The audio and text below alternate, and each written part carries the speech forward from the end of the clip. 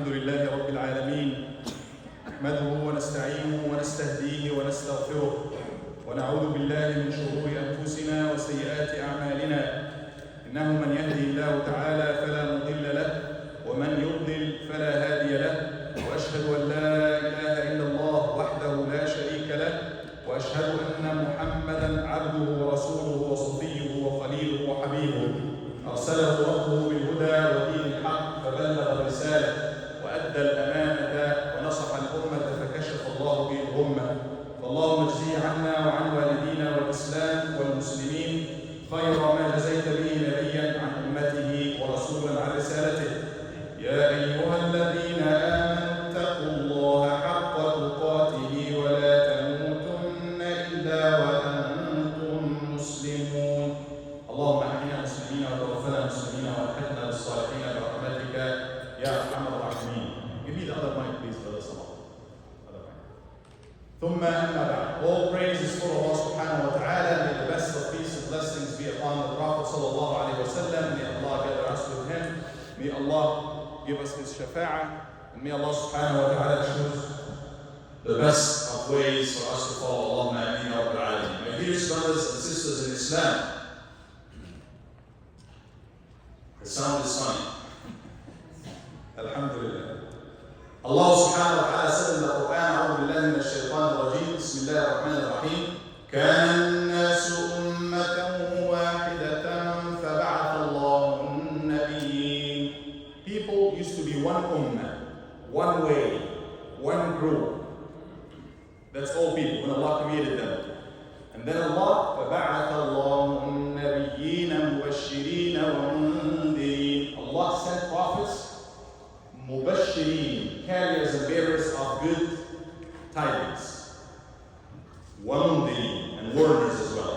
وأنزل معهم الكتاب, and he sent down with them the book, بالحق, in the truth, ليحكم بين الناس, to govern and judge between people, فيما اختلفوا فيه, concerning what they disagreed about. وما اختلف فيه الذين أوتوا. So people were one. Allah created people one way.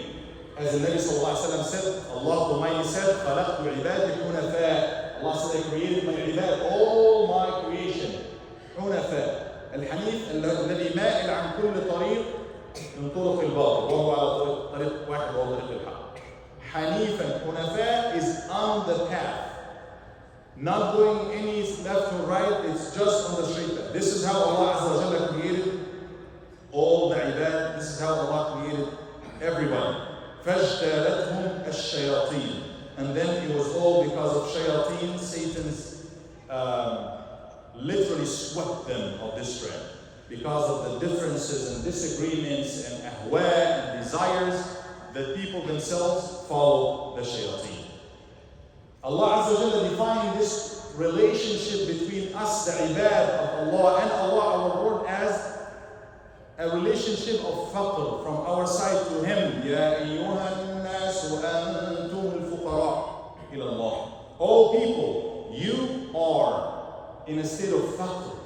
You are in desperate need to Allah. While Allah is al-Ghani, al-Hamid, and Allah is all self-sufficient, Ghani, is in no need for anybody or anything, and He is all praiseworthy. This is our relationship with Allah subhanahu wa ta'ala. If we want to gain the rida and the pleasure of Allah subhanahu wa ta'ala, we need to understand and realize this relationship. نُعَبِّدْ أَنفُسَنَا لِلَّهِ, to submit ourselves for Allah, to live this life reflecting this relationship if we understand and believe in it. Because Allah Azza wa Jalla set the rule, وَقَضَى رَبُّكَ أَلَّا تَعْبُدُوا إِلَّا إِيَّاهُ. The rule is, the decree from Allah, the qada from Allah is that you should worship none, no one, إِلَّا إِيَّاهُ, except Him, subhanahu wa ta'ala. And that's clear all over the Quran. ألف لام را كتاب حكمت آياته ثم فصلت من لدن حكيم خبير. This book with the decisive ayat that was explained to people from Hakim and Khabir, from the all-wise and all-knowing Allah subhanahu wa ta'ala. Number one thing in it, أَلَّا تَعْبُدُوا إِلَّا اللَّهِ. You should worship none except Allah. And Allah clarified in the Quran that in order for us to be like everybody else, like everything else, the creation of Allah is all in submission and harmony to submit to Allah subhanahu wa ta'ala. This is mentioned in the Quran in many ayat. وَإِن مِّن شَيْءٍ إِلَّا يُسَبِّحُ بِحَمْدِهِ. There is not a thing except that it's glorifying His praise. In full submission. He also said it in another ayah, وَلِلَّهِ يَسْجُدْ مَنْ فِي السَّمَاوَاتِ وَمَنْ فِي الْأَرْضِ طَوْعًا وَكَرْهًا. Everybody and everything in the sky and in the earth is in a state of sujood. It's not a physical sujood, not a physical prostration. It is rather submission to the will of Allah subhanahu wa ta'ala. If we willingly choose to do so, like everybody else and like everything else, we will also be in harmony and we will function as Allah subhanahu wa ta'ala meant for us. أَفَغَيْرَ دِينِ اللَّهِ يَبْغُونَ وَلَهُ أَسْلَمَ مَنْ فِي السَّمَاوَاتِ وَالْأَرْضِ طَوْعًا وَكَرْهًا. Do they seek religions besides the religion of Allah, ways besides the way of Allah? While everything on the sky and the earth is in submission for Allah, طَوْعًا by choice, وَكَرْهًا and by force. وَظِلَلُهُ بِالْغُدُوِّ وَالْأَصَالِ. Islam came to remove any barrier between you and Allah, to cancel any mediation between you and Allah. The relationship between the abd, the servant, and God, Allah subhanahu wa ta'ala, is a direct relationship. وَإِذَا سَأَلَكَ عِبَادِي عَنِّي فَإِنِّي قَرِيبٌ. If my servant asks you about me, I am near. He didn't even say, tell them. So your relationship, our relationship with Allah, our Lord, is direct. Talking about the prophets and messengers of Allah subhanahu wa ta'ala, they are so many. In one hadith, in Muslim Imam Ahmad, the Prophet ﷺ said the number of prophets, those who receive prophecy from Allah, 124,000. 124,000 prophets. From amongst them, 313 prophets. 313 رسولا. 313. And the number, to make it easy for us, the messenger, the Rasul from them are the same number of those who fought in the battle of Badr, al-Badriyun. They were 313. And the number of prophets, 124,000 prophets, is the same number of those who made Hajj with the Prophet ﷺ in Hajj al-Wada', in the final Hajj, or the only Hajj that Nabi sallallahu alayhi wa sallam made. We don't know all of them, the Quran did not mention all of them, but the Quran does mention that وَلَقَدْ بَعَثْنَا فِي كُلِّ أُمَّةٍ رَسُولًا. We have sent, Allah saying, we have sent in every nation, we have sent a messenger. وَإِن مِّنْ أُمَّةٍ إِلَّا خَلَ فِيهَا نَذِيرٌ. There is not a group of people, there is not a group, a nation, except that there is a warner that was sent to them. مِنْهُمْ مَنْ قَصَصْنَا عَلَيْكَ وَمِنْهُمْ مَنْ لَمْ نَقْصُصْ عَلَيْكَ. As Allah said, some of them we have mentioned to you, Allah is saying to Muhammad sallallahu alayhi wa sallam, and some others we did not mention to you. في كل أمة, في كل قرية نذير. In every village, Allah is saying, there is a warner, there is a nadhir. So there's so many that were sent. From amongst these, only 25 are mentioned in the Quran. 25. 25 منهم ذكروا في القرآن بأسمائهم. In their names, with their names, they are mentioned in the Quran. 18 of them are mentioned only in one or couple of ayat in Surah Al-An'am, and the rest of them are mentioned in different surahs. Why? We will talk about this in a little bit. Who are those prophets? Besides the 25, there are some other prophets that were mentioned in the Sunnah. One of them is Sheeth, the son of Adam alayhi salam, and many scholars and historians believe that all humanity came from him. Adam alayhi salam had other children, but all of them inqarabu and datharu. They didn't have children, or they did not have lineage that continued. It all came from the lineage of Sheeth alayhi salam, mentioned as a prophet. Yusha ibn Nun is also mentioned in the Sunnah as being a prophet. The Ghulam, Sayyidina Musa, the one who served Sayyidina Musa and followed him in his trip to go meet with Al-Abd al-Salih. Al-Khadr is mentioned in the Sunnah. Al-Khadr is also mentioned not by the name in the Quran, but his story, Al-Abd al-Salih, وَوَجَدَ عَبْدًا مِنْ عِبَادِنَا. واختلف العلماء. Few scholars disagreed about Al-Khadr being a prophet or not. والصحيح أو الراجح أنه نبي. What looks to be more sound is that he's a prophet because he said at the end, وَمَا فَعَلْتُهُ عَنْ أَمْرِي. I did what I did not because of me. It wasn't all just a choice that I made. So he looks like he received a wahi from Allah, which will make him a prophet. There are others, Dhul Qarnayn, mentioned in the Quran, and Tubba is also mentioned in the Quran. Also Uzayr. We have no clear text or evidence about those specific ones, whether they are prophets or not. But we know there are 25 of these that are mentioned in the Quran. Namely, Adam alayhi salam, Idris alayhi salam, Nuh alayhi salam, Salih, Hud, قبله ثم صالح فإبراهيم ولوط وشعيب وإسماعيل وإسحاق وزكريا ويحيى وعيسى وخاتمهم محمد صلى الله عليه وسلم. أنبياء بني إسرائيل كثر إلياس وسليمان وداود. 25 are mentioned by the name in the Quran, as we all know. Most of these prophets that are mentioned in the Quran, or all of them, they come in one area. There are many prophets in every village, as Allah mentioned, in every place. But most of these names of these prophets, they happen to be in the Middle East. Basically Syria, Bilad al-Sham, Bilad al-Hijaz, Arabia, Egypt, and Iraq. Mostly they appear there. Ibrahim, Musa, all of them happen to be in these areas. What could be the reason for this? Could it be because most of the main civilizations started there? Talking about the Fara'ina, or the Ashuriyin, or the Phoenicians, the Phoenicians, the ancient Egyptians, the Babylons, all of these started there. Languages started there. Writing started there. Could that be the reason? It could be. But we know for sure that every nation and every group and every country and every town and every village, they have prophets. Actually, in Surah Yasin mentioned to us that one village, Allah sent 3, not one, but 3 messengers, not 1 or 2. إذ أرسلنا إليهم اثنين, we have sent to them 2, فكذبوهما, they denied, they lied and they denied them. فعززنا بالثالث, and we sent a 3rd person to one town or one little country. And from all of these 5 were chosen to be ulul azmi min al-rusul, the mightiest prophets, those who got the most determination. They had to go through more than anyone else. They had sabr and patience and zeal and so many qualities more than anyone else. Nuh alayhi salam, Musa alayhi salam, Isa alayhi salam, Ibrahim alayhi salam, thumma Muhammad sallallahu alayhi wa sallam. From those 5, Muhammad sallallahu alayhi wa sallam had all the qualities of all of them and even better sallallahu alayhi wa sallam.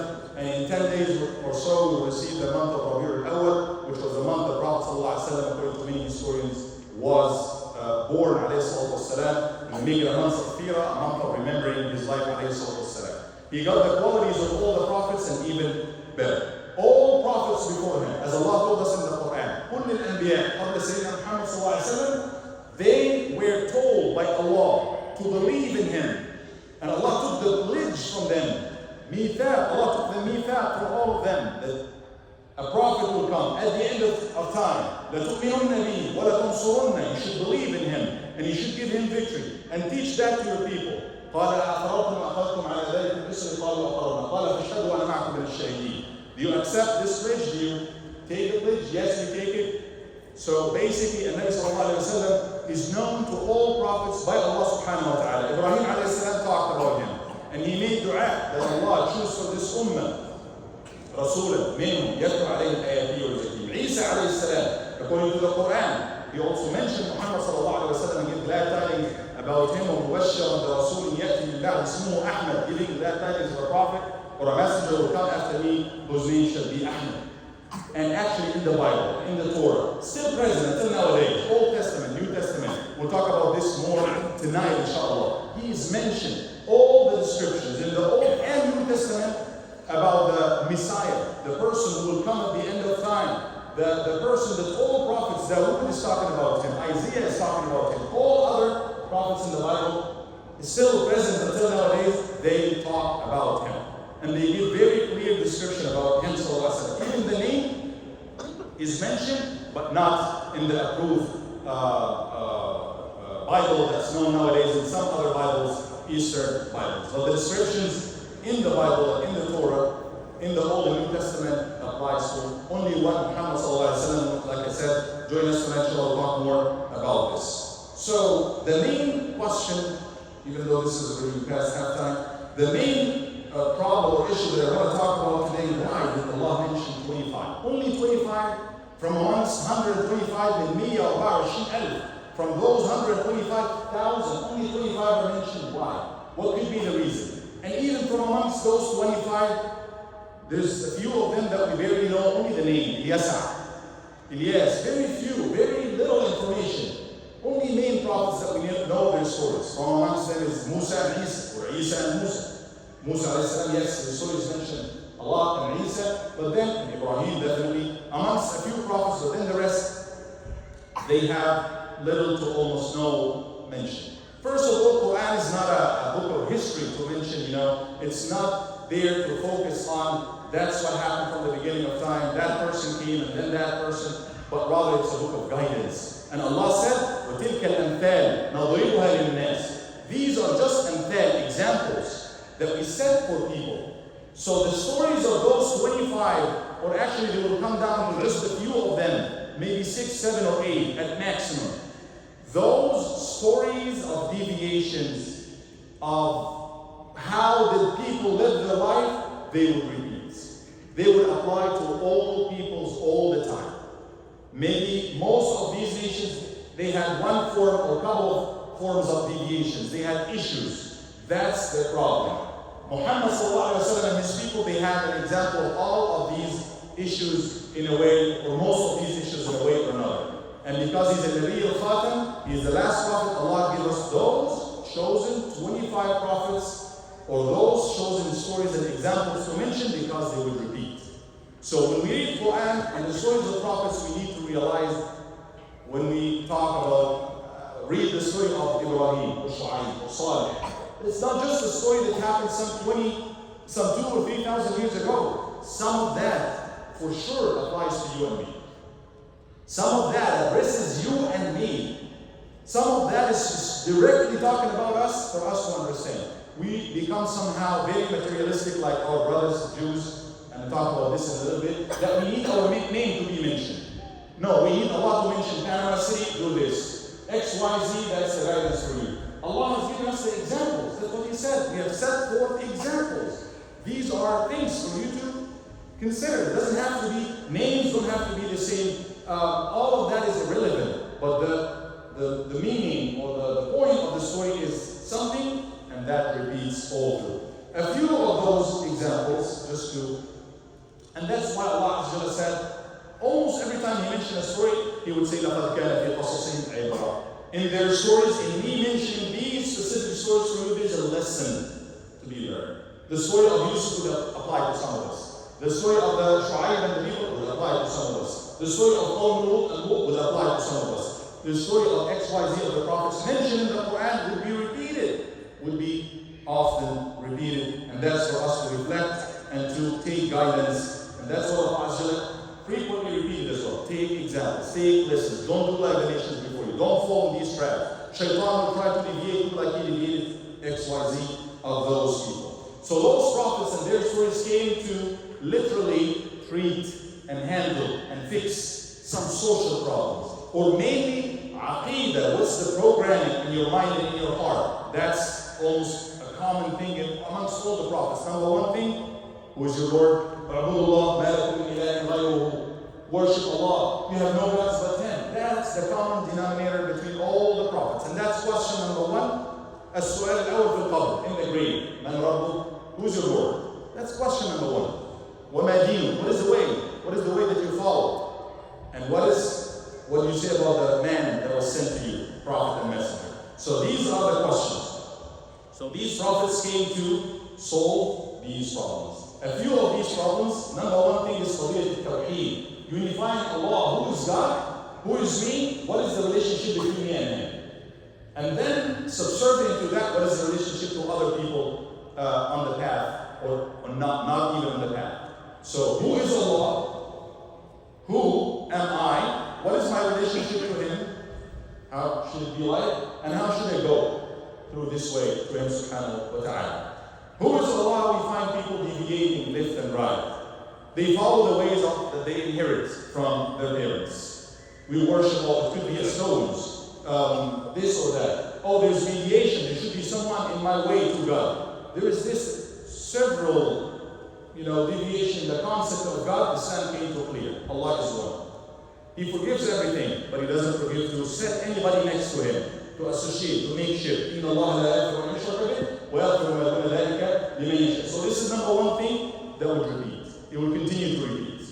It came in the story of the people of Isa alayhi salam. غَلَوْا فِي اللَّهِ سُبْحَانَهُ وَتَعَالَى. Their concept of God, they become so extreme that they have this incarnation. He comes in a form of a man and we have to see him and touch him. Isa alayhi salam, Allah Azza wa Jalla. The first word that he spoke according to the Quran, Inni Abdullah, I am the servant of Allah. And I got a fellow the other day, with all respect, he was coming, I thought he would accept Islam. He was coming to ask a lot of questions and argue. And he quoted a verse from the Bible, Luke 18:19, and said, okay, let's read it. And Jesus, alayhi salam, Isa is saying in this according to the New Testament, what? Why do you call me good? Only one is to be good. The one God. Only one is to be good. So he's talking, I told him, explain it to me. There's somebody here that you call God, he said, don't call me good. Only one is to be called good, which is mathematically, logically, it's not me. Because he said, don't do it to me, do it to someone else. So even the Bible speaks so clear. It should be clear that one is the only one to be worshipped and is the only one perfect is Allah subhanahu wa ta'ala, the creator. So Quran discussed this in detail and he explained it. And subhanAllah, the way of Quran is so simple and easy. Allah Azza wa Jalla gave them one little thing to think about. Why do you think Isa or his mother, God were divine in any sense, in any way? He's not but a prophet or a messenger. So many messengers came before him. And his mother was a righteous one. Look at the simplicity of this sentence. They ate food. They ate food. What does this mean? They go to the bathroom. Can you imagine? Can God be like that? So think about it. So I give him those few things. I'm trying to get the tafsir of the ayat that he brought himself. And if he really thinks about it, they should be into God. So this is one deviation. The concept of God should be clear. We don't go any extreme about it in a way or another. Jews, on the other hand, they were very materialistic. Can we see him? Can we touch him? Show us this God. We need to see him. We need to see this God. And he left them for what? 40 days? And he came, they had to, somebody came as Samari and he molded a calf for them, and he said, this is your God. They said, this is your Lord, and the Lord and the God of Moses. Very materialistic. That's going to repeat. That's happening for Muslims. Maybe not at the same level, or maybe at the same level, but it's going to happen again. That will become very materialistic, attached to things here. Asking for miracles, Allah gave them miracles. And it was so clear, but then they were very materialistic in their approach, that this story is repeated. If you talk about, sometimes, even amongst Muslims, and if you talk about this, you might sound a little, backward. Islam came to judge, to govern, to give you guidance for everything. Some of us might think, what is the relationship between Islam and interest? Why do we talk about interest and insurance, for example, contracts, and this kind of contract, and this kind of contract? This is the same philosophy of the people of Shu'aib mentioned in the Quran. They said, oh Shu'aib, you think in your prayers and whatever deen that you're following, and they are telling you, they're commanding you, to abandon what our parents and forefathers were worshiping. You're thinking that you're bringing a faith, or your prayers are telling you to do whatever you want with our money. What is the relationship? They don't get it. God is perfect, and He doesn't handle these things, rituals, dhikr, prayers, but He shouldn't handle our ways, how we deal with one another. Doing that, they give themselves the justification to manipulate. That's why you're thinking that be fair in your scale and how in your transaction. So this is an example. This is another story of, for people that happens now. Any manipulation, any ways that you think your ways is better than the ways of God. We read in our Quran, how many times Allah talks about riba and there's a war if you do riba. What is riba? Go understand it. Go apply it yourself. How many times Allah talks about transactions? This is this way. Marriage, it goes this way. financial things, witnesses, all of this is mentioned in the Quran. Thinking that there's no linkage, or there should be a separation between what Allah says and how we should go about our life is a form of deviation that is not new. It came and it happened with the people of Shu'aib, and he came to talk to them about that. قُلْ قَوْلِيَا وَاسْتَغْفِرُ اللَّهَ وَلَكُمْ فَاسْتَغْفِرُوهُ فَإِنَّهُ هُوَ الْغَفُورُ الرَّحِيمُ.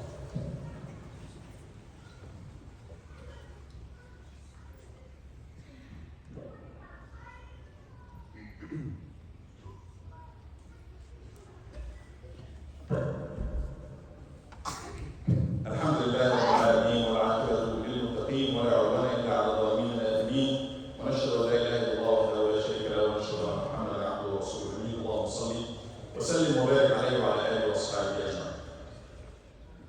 So the beauty about Islam, the miracle of Islam is that it's so simple and so easy.